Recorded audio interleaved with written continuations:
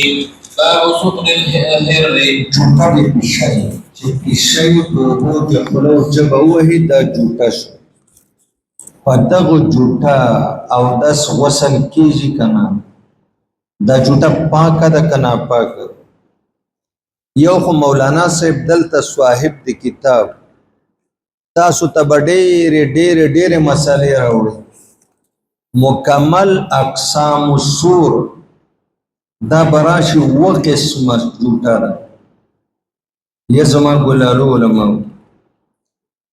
سور دی بنی آدمو کی بیا مسلمان جوٹا دی کافر جوٹا دی مشرک جوٹا دی ملحد جوٹا دی شرابی جوٹا دی نشئی جوٹا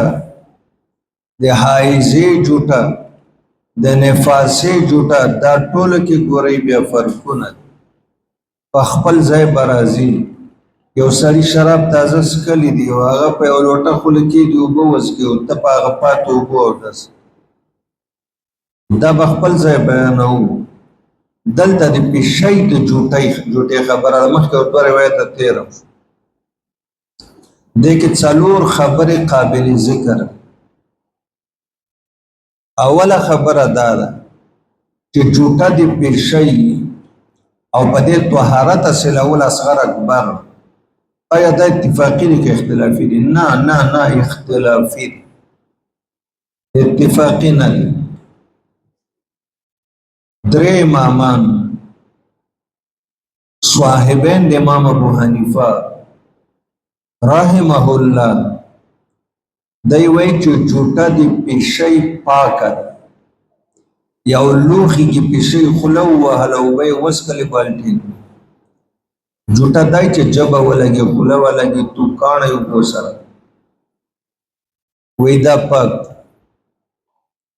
دا څوک چې قائل دي په طهارت د جوټې د پیشۍ د دې دلایل څه دي؟ دریم چې څوک قائل دي په عدم طهارت چې هغه طاهره مطلقاً ورته نه وایي، مطلق طاهره ورته نه وایي، بلکې داسې واجبه لاره اختیار کړې د احتیاط، نه ورته مکمله طاهره ویلی شو نه ورته مکمله نجسه ویلی شو. دلایلو ته به ګورو، د دلایلو په رڼا کې به موږ خبره کوو.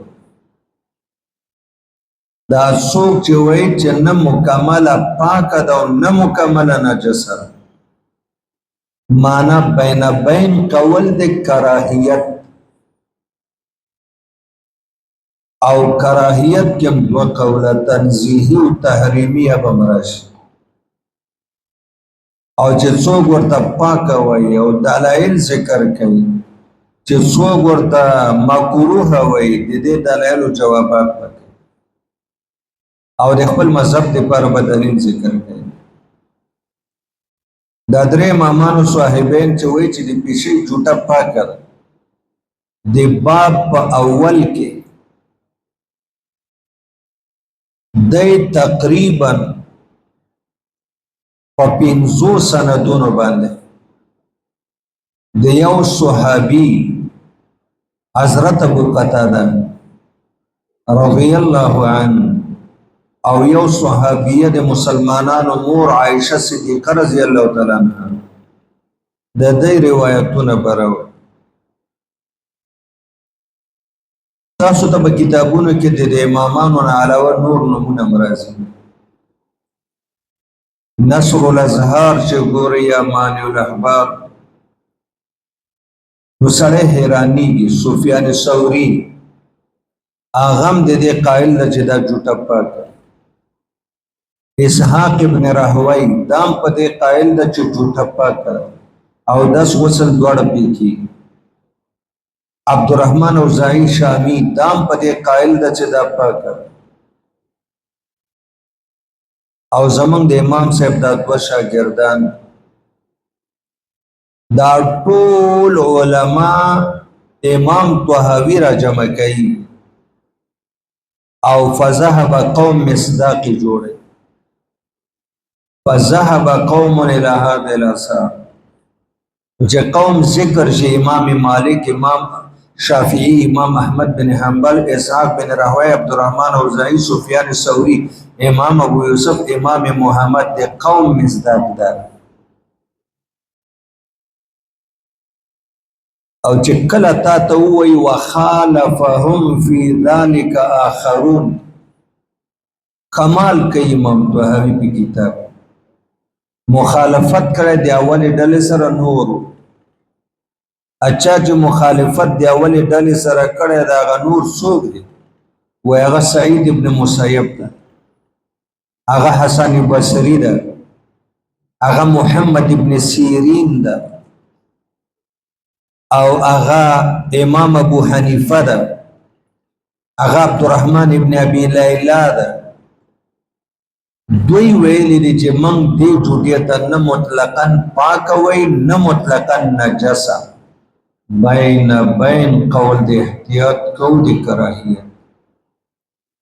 خپل دلایل بیرش په دې مسله کې د امام محمد قول مستورب ده په دې معنا چې یو ځای کې راځي په یو کتاب کې د رائے د امام ابو یوسف سره یو ځای ذکر چې قائل د طهارت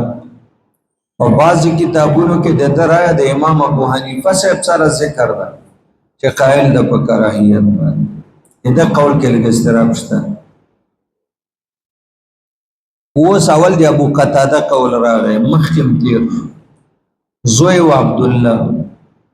بیلو کوری او انګوري و کبشه بی د کعب صحابي لور ده انګور قراره بچي وبره کو تاسو غټ لوخي نه وړو کې لوخي کو ته وبره واچو انګور او اسخر محرم محبت ورته ولاړه د چې بل څه خدمت نه نو دا چار اندام کې پېښیرا ابو قتاده پوښو چې ته کې شوی دا مو کوي او جوختي لوخه ورته کو کدیو بوس کلی هغه کبشه بیبي وای چې ما ورته داسې په تعجب کته چې دا څه کوي دې کې خلو ولا پېښې جوټه اوس په اودس کې ماته وی وورېری نسبی ورېرا نه و استابلار او صحابه انما المؤمنون صحبت کورونه مؤمنان انما المؤمنون ورېری ولی ماته په تعجب ګوري زما په دې عمل دې تعجب او چې ما دالو کې پېښې ته کو وای اوس کلو بیا وای ما وینا و رسول الله مبارک فرمایلی کہ انها لیست بنجس انها من الطوافین والطوافات عائشہ بیر یوی زنانو تا سپرو مور ابی ولاړو په منځ باندې دا چا سره جسوب دا کاسه پلاس ولاړه د مخه ابی ورته بس اشاره وکړه چې کېده کې خو زاو واکس زنانه شاته ولاړ دګي پېښې راغله صبحانه خلک یې خور صحیح وسک کله چې مور بي فارغه شو هغه ځای خور ما ورته چې بي دلته خدا پېښې پته کې خله وهل ویما ته وی چې رسول الله مبارک فرمایلی چې دا نجس نه ده طوافین او طوافات طوافین او طوافات خادمان او توي مذکر مؤنث غلام وینځ څنګه چې غلام وینځ په ټول کور کې هر ځای کې ګرځي د قرانګه مذکر او مؤنث په شوګان دا پلیت نه دی یو جواب دار امام ابو حنیفه حسن بصری محمد ابن سیرین سعید ابن مسیب جواب ورکړي دا قول دی عائشہ ابي او دی ابو قتاده محتمل د احتمالین یو احتمال دا چې جوټه یې نجسه نه ده او صراحتاً ذکر نه ده چې جوټه یې نجسه نه ده انها لیست پیشی نجسه نه ده او دویم احتمال دا چې بدن یې نجس نه ده بدن یې پاک کمن دې احتمال ته وګورو نو دا معنا شو کړي پیشو بدن د چا د کپړو سره بسترې سره بدن سره ولګي پلیتي ګره بیا خو تاسو مدانه ثابت دي وإذا جاء الاحتمال بطل الاستدلال په محتمل روایت او دلیل باندې استدلال نه نیولای دوه احتمالات پکې دي بادانه پاک او جوټای پاک نو چې احتمال راغی دی یو احتمال مرجح نشي او په داس یو روایت محتمل باندې استدلال باطل دوی مدار چې دته ویل کېږي عمل د صحابي بدون علم النبي بدون امر النبي بدون اذن النبي بدون علم النبي عمل د صحابي بدون علم النبي امر النبي رضا النبي اذن النبي دا حجت نه ابو قتاده 14 کو د حضور مخکې کړه په دې جوټه د عمل باندې یا عائشہ ابي چې دا کمه کاسینه پښو سو وسو پر او مور پر د حضور مخکې اپی راضی او هغه د اجازه کړه واغه ته نه شوافی او تاسو منتدا ویلي چې عمل د صحابي حجت نه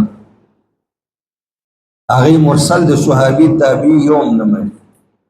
چې ستا په نسبت عمل د صحابي حجت نه ده نو زما په خلاف ولې په استدلال کې پیش نو موږ به ورته جوابونه وکړو چې کوم ځای کې د دې دلایل شروع کیږي او ختميږي دا بم تاسو مخه ترازی چې په کوم ځای کې جوابات احناف دوی ته ورکړي دا بم تاسو مخه ترازی ده